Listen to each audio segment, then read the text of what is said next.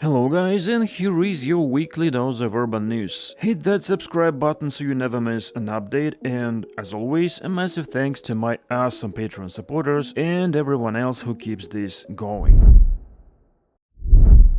A unique logistics operation was performed in the Swedish city of Kiruna, during which a 113-year-old church, one of the most important architectural landmarks of the city and of Sweden as a whole, was moved 5 kilometers to another part of the city. The city of Kiruna itself, with a population of about 20,000, is located above the Arctic Circle and was originally established to serve one of the world's largest iron ore mines that is constantly expanding, which is why the city has to be gradually moved away from it. Most buildings are just demolished and rebuilt in new locations, but the most valuable ones are preserved and relocated. And the city church is one of them. Built in 1913, the building measures 40 by 40 meters and is 37 meters high, which makes it one of the largest wooden structures in Sweden. Its relocation was a very serious challenge, and planning began back in 2004 when the local community voted to move the western part of the city away from the mine. The move was handled by Mammoth and was specifically planned for August to minimize the risk of bad weather. So the church, which is weighing about 700 tons, was lifted onto metal beams, placed on special 28-axle platforms, and very slowly and gently transported along a specially planned route, after which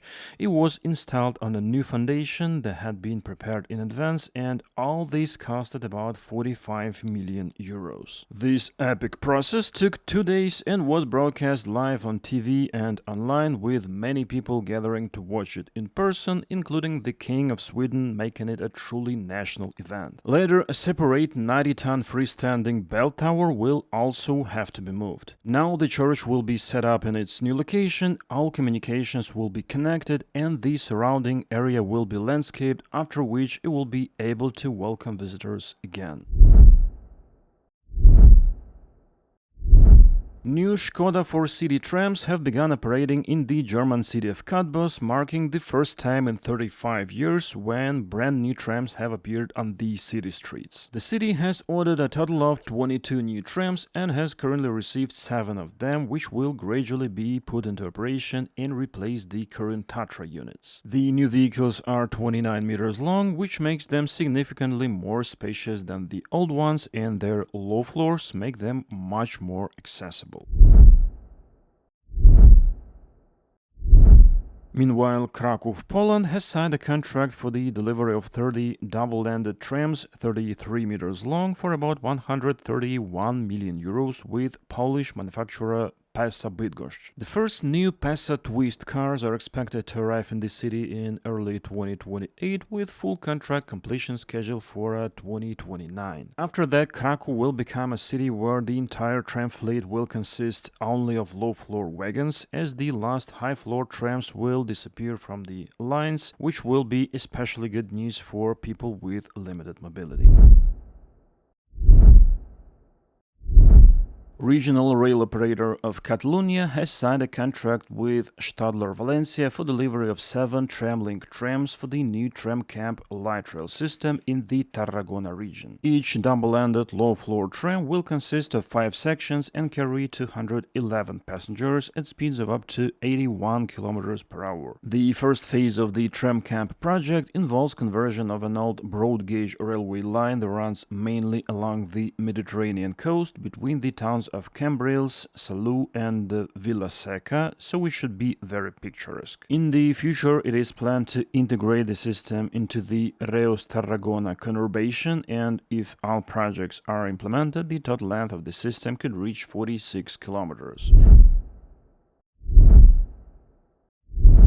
In the Chilean capital Santiago, construction has begun on the 9th metro line, which will connect city center with Puente Alto in 35 minutes, reducing travel time by 28% compared to the bus. The new line will be 27 kilometers long and have 19 stations running north to south along Santa Rosa Avenue. It will intersect with the existing metro network at 6 points and will serve almost 2 million city residents. It is also also expected to help reduce traffic congestion, as one train can carry 1,200 passengers, which is the same as 15 buses or 300 public taxis. Construction is expected to cost $2.7 billion with the first 10 stations scheduled to open in 2030. By the way, the Santiago Metro in general has been operating since 1975, so it celebrates 50th anniversary this year and currently consists of 7 lines with a total length of 149 kilometers.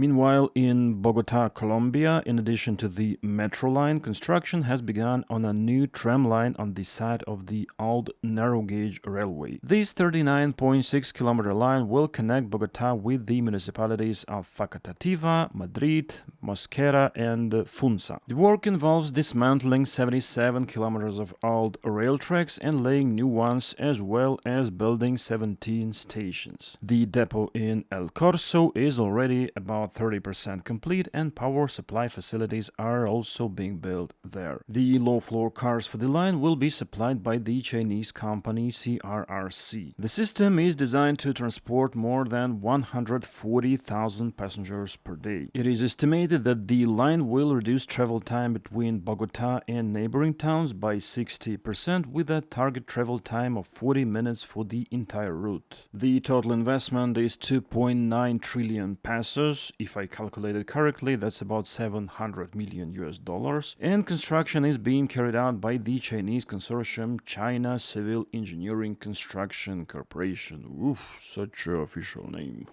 The section between Facatativá and Fontibón is scheduled to be commissioned in the second half of 2027, and the extension to the center of Bogotá in 2029. And that's all the news for this time. The links to the news sources, as usual, are in the video description. Thanks for watching and see you in the next videos.